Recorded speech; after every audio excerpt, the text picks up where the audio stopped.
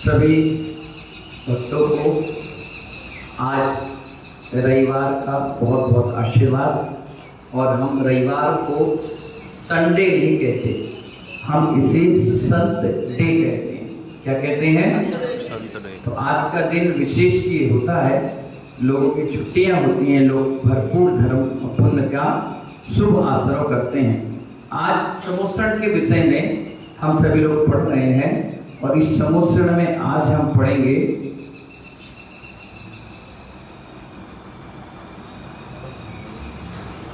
भूमियों के बारे में। और जो भूमियां हैं वो आज भवन भूमि, 7वें नंबर की भूमि क्या है? भवन भूमि। तो भवन भूमि होती कैसी है, क्या उसका सिस्टम है, वो एक बार समझिए। कल्प भूमि के आगे पुनः एक स्वर्णमय वेदिका बनी होती है। क्या बनी होती है? हर पहले चांदी की थी, अब सोने की वेदिका आ गई। इस वेदी के द्वार पर भवनवासी देव द्वारपाल के रूप में खड़े होते हैं, क्योंकि भवन भूमि है तो देवता भी कौन से होंगे? भवनवासी। भवनवासी का मतलब ये होता है कि जो भवनों पर निवास करें। क्या? जोर से बोलिए। जो भवन पर निवास करें वो भवनवासी, इसके अलावा वो कहीं नहीं रहते। जैसे आप कहाँ रहते हो? मकान में। दुकान में रहते हो क्या? बाजार में सोते हो क्या? कहीं रोड पर सोते हो? कहाँ सोते हो? भवन पर सोते हैं। साधु कहाँ रहते हैं? अपने साधु निवास पे। कलेक्टर कहाँ रहते हैं? रेस्ट हाउस में, वीआईपी बंगले में। और जो जॉब वाले हैं, बाहर से लोग आए हैं, वो फ्लैट में रहते हैं ज़्यादातर। और जो मजदूर लोग हैं वो झोपड़ी में रहते हैं। तो ऐसे ही भवनवासी कहाँ होते हैं? भवनवासी। अब भवन भूमि है इसलिए भवन में वास करते हैं, वहां द्वारपाल के रूप में रहते हैं। इसीलिए कहा गया कि जहां भी अपने मकान बनते हैं, क्या कहा गया? जहां भी आपके मकान बनते हैं उसको वास्तु के हिसाब से बनाना चाहिए, पहली बात। बढ़िया। इसके अलावा अगर आज आपने उसका उद्घाटन कर लिया है, क्या कर लिया? तो आज से ही उसमें चूल्हा जलना चालू हो जाना चाहिए, रहना चालू हो जाना चाहिए, नहाना धोना खाना पीना चालू। लोग एक गलत फहमी ये करते हैं कि आज तो ओपनिंग कर ली, अब उसमें काम होना था तो आपने क्या किया, महीने 2 महीने बाद रहना चालू कर दिया। नहीं, ये गलत सिस्टम है। एक बार मकान की ओपनिंग हो गई, अब उसमें कोई भी कील भी नहीं लगना चाहिए, ठोक-पीट नहीं होना चाहिए, कोई काम नहीं होना चाहिए। क्यों? काम करने वाले मजदूर आएंगे, फिर आपको पूरा धुलाई पुछाई करके शुद्धि करना पड़ेगा, फिर पूरी व्यवस्था बनाना पड़ेगा। इसलिए नहीं, आप तो एक काम कर लीजिए, 2 महीने बाद की ओपनिंग कर लीजिए, कोई बात नहीं, लेकिन करिए पूरे काम होने के बाद। ऐसे मंदिर है, लोग क्या करते हैं, पंचकड़ा करवाने की होड़ में जल्दी हो जाए, जल्दी हो जाए, अभी हो जाए, हमारा नाम हो जाए, कमेटी बदल जाएगी, नाम खराब हो जाएगा, जल्दी जल्दी चक्कर में करवा लेते हैं। अब भगवान विराजमान कर लिया आपने, ना शिखर बनाया, ना वेदी में कांच लगाया, ना रंग रोगन करवाया, ना साफ सफाई। अब आपने वास्तु विधान कर लिया, क्या के लिए? कि अब हमारे मंदिर में कोई दोष नहीं है। और क्या कर रहे हो? कांच ठोक रहे हो, कील लगा रहे हो, कैसा व्यक्ति है, कौन व्यक्ति है, शिखर पर चढ़ गए, नीचे भगवान ऊपर चढ़ गए, बहुत बड़ी अवनय है। इसलिए हमेशा पूरा काम कंप्लीट करा लीजिए, उसके बाद आप प्रतिष्ठा कराइए। ज्यादा भड़बड़ी में गड़बड़ी होती है। ऐसी मकान, ऐसी दुकान, हर चीज मुहूर्त पे टाइम से कराइए, आराम से समय ले लीजिए, 2 महीने बाद कर लीजिए, 4 महीने बाद कर ले लीजिए, लेकिन मुहूर्त से खिलवाड़ नहीं करिए। ऐसी भूमि पूजन का है, आज भूमि पूजन किया और 6 महीने तक नक्शा ही बना रहे, नहीं, पहले नक्शा बना लीजिए, रजिस्ट्री करवा लीजिए, माल मटेरियल भी सामान ला करके डाल लीजिए। आज भूमि पूजन हुआ, मतलब ही भूमि पूजन क्या होता है कि हमारा काम ना रुके। मोहन बाबू समझ में आ रहा है? प्रेमचंद जी, काम ना रुकने का नाम भूमि पूजन है, काम शुरुआत करके रोकने का नाम भूमि पूजन नहीं है। क्या समझ में आया मास्टर बाबू? मास्टर साहब, काम चालू करने का काम का मतलब ही होता है कि आपने भूमि पूजन किया और कल से नहीं आज से ही शिला रखना, ईंट रखना, व्यवस्था बनाना चालू कर दें। अगर भूमि पूजन कर दिया है और 3 महीने तक आपने कोई कार्य नहीं किया और टाइम दे दिया तो 6 महीने तक नहीं काम किया तो आप उसको फिर से चालू करिए, फिर भूमि पूजन होगा, फिर काम चालू होगा। क्योंकि हमने भूमि पूजन एनर्जी दी उसमें, वो एनर्जी लेवल ही खत्म हो जाएगा तो मतलब क्या दिया। आप भी किसी से शादी पक्की करते हो तो कितने दिन का एग्रीमेंट रहता है? 3 महीने का, 2 महीने का, ज्यादा लंबा कोई नहीं करता। ज्यादा लंबा होता तो बोलते भैया एग्रीमेंट खत्म करो। ऐसे ही जब आप प्रॉपर्टी खरीदने जाते हैं किसी दिन साहब तो 3 महीने, 2 महीने, 1.5 महीने का एग्रीमेंट होता है, ज्यादा लंबा एग्रीमेंट होता ही नहीं। समझ गए कि नहीं समझ गए? इसीलिए कोई भी काम होता है तो बिना उसकी आज्ञा के, व्यवस्थाओं के नहीं, क्योंकि उस भवन में भी 1 इंच भी, कितना, सुई की नोक के बराबर भी स्थान शेष नहीं है जहां पर देवी देवता निवास नहीं करते। जितने मनुष्य नहीं उससे ज्यादा देवी देवता है। क्या कहा? हमारी संख्या तो घटती और बढ़ती रहती है, उनकी संख्या एक सी रहती है। वहां आना जाना लगे ही रहता है, करोड़ों की संख्या। और हमसे ज्यादा ताकतवर, हमसे ज्यादा श्रद्धावान और विवेकवान उनका काम होता है। सिस्टम के साथ खिचड़ पिचड़ वाला काम नहीं चलता। तो इस वेदी के आगे भवन भूमि होती है, उसके द्वारपाल कौन होते हैं? भवनवासी देव। भवनवासी में एक से एक सुंदर, भवन भूमि में एक से बढ़कर एक सुंदर, कलात्मक और आकर्षक बहुमंजिले भवनों की पंक्तियां होती हैं। जैसे आजकल लोग प्लॉट कटिंग करते हैं ना, 25 बाई 50, 20 बाई 40, 15 बाई 30, ऐसे लाइन से एक जैसी बिल्डिंग, एक जैसा मटेरियल, एक जैसा पूरा सिस्टम बनता है। ऐसे ही सुंदर वहां पर बहुमंजिल, यानी 1, 2, 3, 4 मंजिल की बहुत सुंदर सुंदर भवन होते हैं। ठीक है, और पूरे वास्तु के हिसाब से होते, कोई खराब नहीं होता।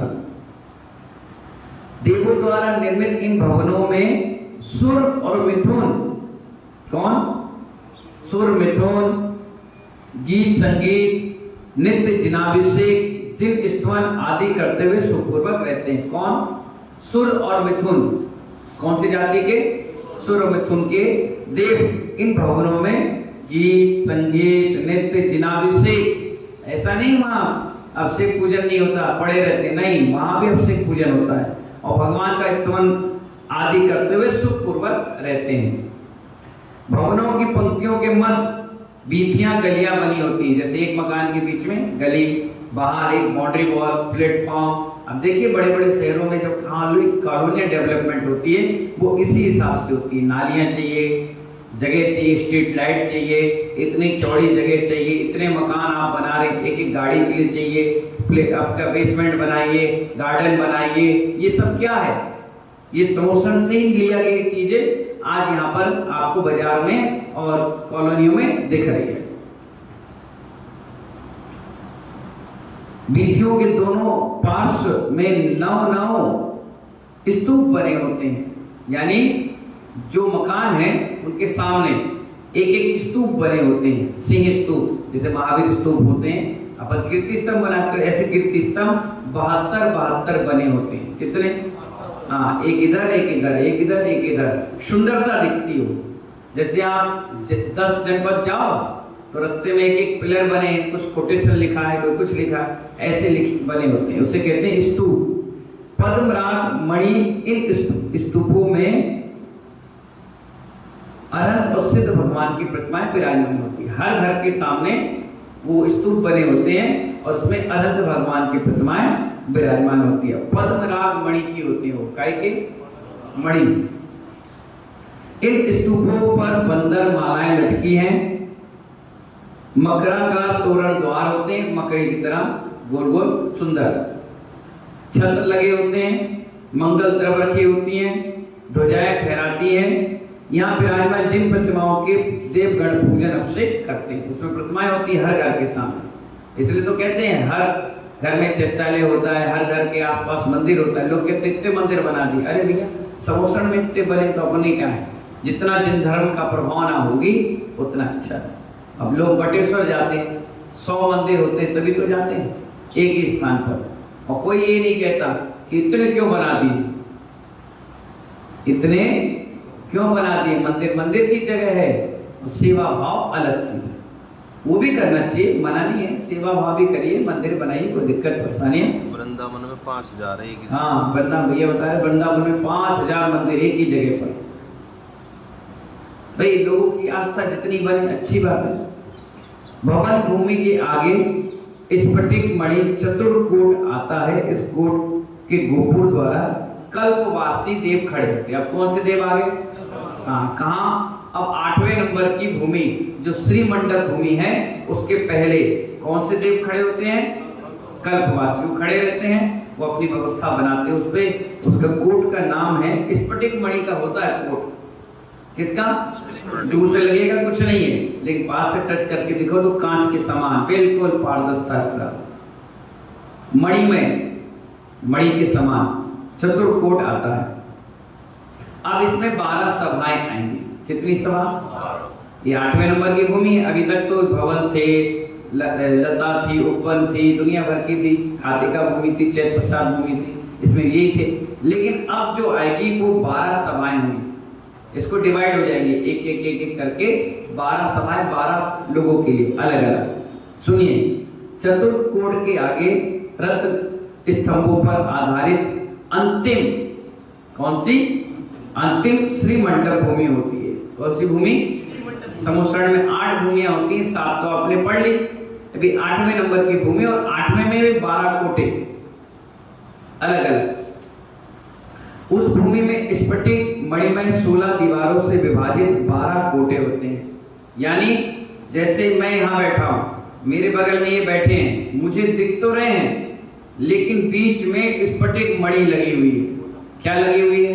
ना हम वहां जा सकते, ना वो यहाँ आ सकते। अपने अपने कोटे में सब लोग विराजमान होते हैं। वो जो बाउंड्री वॉल बनी हो काय की है? स्फटिक मणि की। 16 दीवारें हैं, क्योंकि 8 पीठिका है तो 8 दूनी 16, एक इधर एक इधर।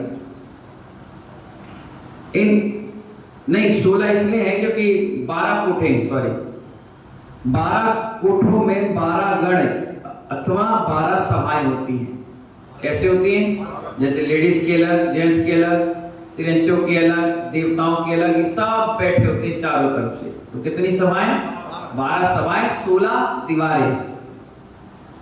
सर्वप्रथम अनंत भगवान की दाएं ओर के कोठे में गणधर देवादिदेव मुनिराज विराजमान होते हैं। सबसे पहले कौन? गणधर और मुनिराज। कहां? दाएं ओर, यानी सीधे हाथ की ओर। कहां पर? दाएं यानी सीधा होता है ना? हाँ। पहला कोठा में कौन बैठते हैं? गणधर मुनि। कौन कौन? मुनि, बस, और कोई नहीं, आगे आएगा। दूसरे कोठे में कल्पवाची देविकाएं। देवी और देवता एक साथ नहीं रहते। कई बार आप लोग कुर्सी में बैठ जाते हो, पति पत्नी परिवार से, नहीं, अलग अलग बैठना चाहिए। क्या कैसे बैठना चाहिए? अलग अलग बैठना चाहिए। दिन भर घर में रहते हो साथ में, कम से कम समुसर में तो डिसिप्लिन से रहो, प्रवचन सभा में तो ढंग से रहो। पहले में कौन रहता है? गणधर मुनि आदि, है ना। दूसरे में कल्पवासिनी देविकाएं। तीसरे में आरिका और श्राविका। किसको? आरिका और, यानी आरिका छुल्लिका, ठीक है। इसके आगे एक बीथी, मतलब एक बाउंड्री वॉल रहती है। चौथे, पांचवे और छठवें में, चौथे में ज्योतिषी देव। कौन से देव? पांचवे में वेंतर और छठवें में भवनवासी। 6 भूमियां हो गई। पहले में कौन सी? हाथ जोड़कर बताइए। पहले में गणधर आदि मुनि, बोलो। दूसरे में कल्पवासी देविकाएं। तीसरे में आरिका श्राविका। चौथे में ज्योतिषी, पांचवें वेंतर, छठवें में भवनवासी। समझ में आ गया? आगे फिर एक बाउंड्री आ गई, बाउंड्री है सुंदर सुंदर सजे होते हैं, आप देखना। इसमें तीनों कोटे में क्रमशः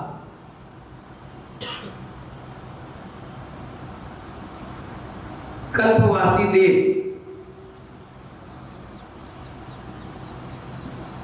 कौन से देव? इसके बाद चक्रवर्ती और मनुष्य, कौन?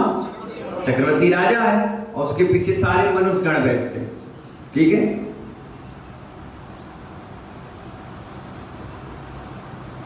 और जितने भी त्रियंच हैं वो भी मनुष्यों के साथ बैठते हैं, सांप, नेवला, बिच्छू। लेकिन मजाल है कोई किसी को टच करता, कुछ कहता, कुछ निशान के सुनते हैं और एक साथ साथ चले जाते हैं, कोई लड़ाई झगड़ा नहीं होता। कल्पवासी, चक्रवादी आदि मनुष्य एवं सिंहादि पशु पक्षी जन्मजात बैठ छोड़ उपशांत भाव से बैठकर भगवान का उपदेश अमृत का लाभ लेते हैं। एक ही कोटे में ले लिया, किसको किसको? चक्रवर्ती आदि और त्रियंच, सब एक ही में। इतनी व्यवस्था वहां रहती नहीं, जितनी है तो उतनी में रहो। और समुसरण की खासियत है, 1 योजन भले ही है, 12 योजन भले ही है, 8 योजन भले ही है, लेकिन जितने आ जाएंगे सब समा जाएंगे। क्या ऐसा नहीं होता यार गर्मी लग रही है अपन नहीं जा रहे, बाद में चलेंगे, मैं रहने छोड़ दो, अरे भीड़ बहुत है कैसे रुकेंगे यार, बैठने की जगह नहीं। वो इतना अच्छा है कि देवता अपने आप उसका विस्तार कर देते हैं, किसी को पता नहीं चलता, कम है तो छोटा कर देते हैं, किसी को कोई परेशानी नहीं होती वहां, इतना सुंदर व्यवस्था। आगे स्फटिक मणि की 5 वेदियां आती हैं, क्या आती हैं?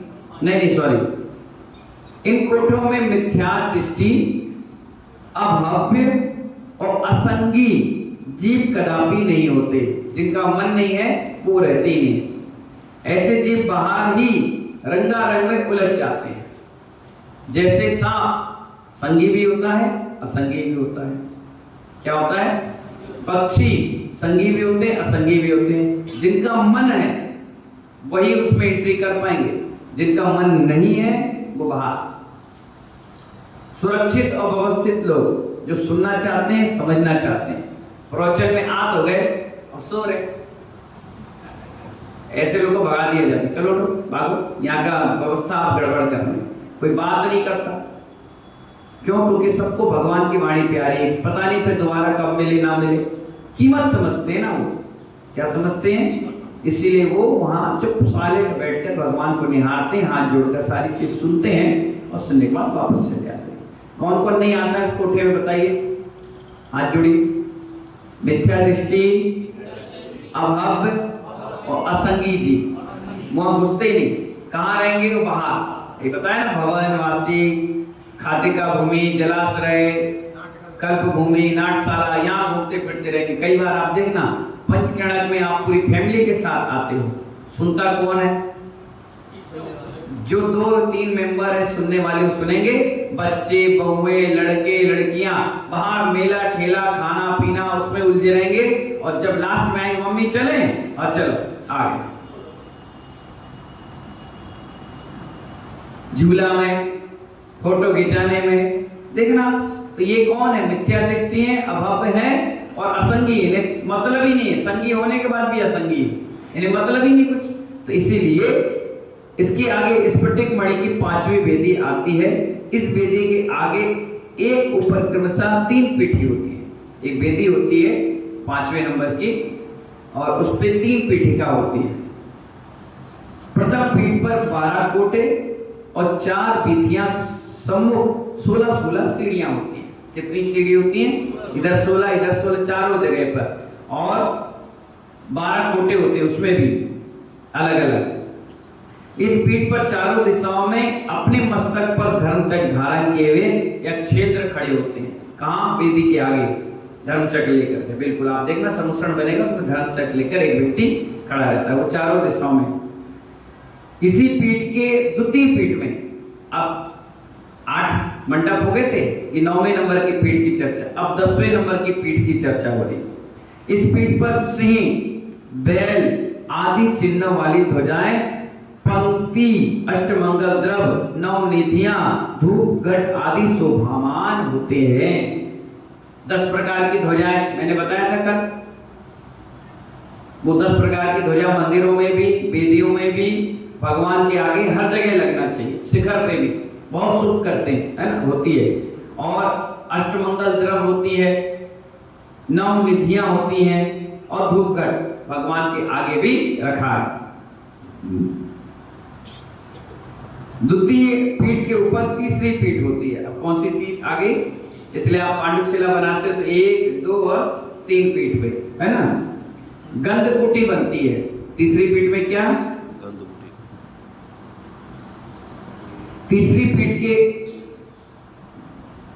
तीसरी पीठ के ऊपर अनेक ध्वजाओं से युक्त गंधकुटी होती है। क्या होती है, गंधकुटी।